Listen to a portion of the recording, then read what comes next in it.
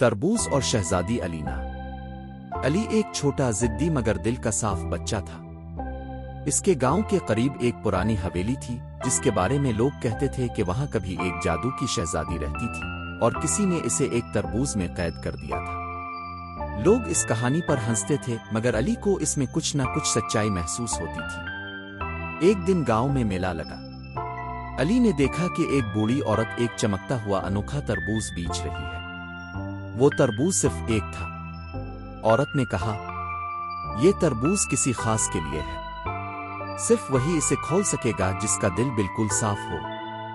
अली ने कीमत दी और तरबूज खरीद कर घर ले आया। इसी रात जब अली ने तरबूज काटा तो एक जबरदस्त रोशनी का तूफान उठा और तरबूज के बीच से निकली शहजादी अलीना। इसका जिस्म नूर से बना लगता था और उसकी आवाज में एक दाखी नर्म रोशनी सी थी। मैं अलीना हूँ, जादू की शहजादी।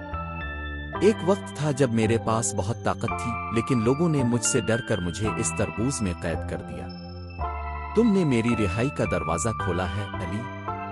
अली हैरत से बोला, अब क्या होगा? शहजादी अलीना ने नरमी से कहा, मैं तुम्हें एक राज बताऊंगी। तुम भी जादू कर सकते हो लेकिन सिर्फ जब तुम किसी की मदद बगैर किसी लालच के करो।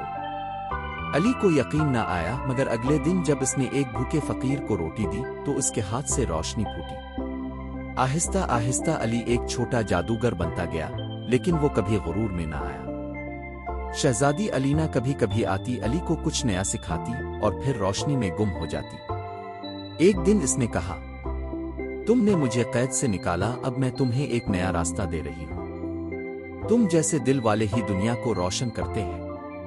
फिर एक चमक के साथ अलीना हमेशा के लिए चली गई मगर अली के दिल में एक ऐसी रोशनी छोड़ गई जो कभी मद्धम न हुई।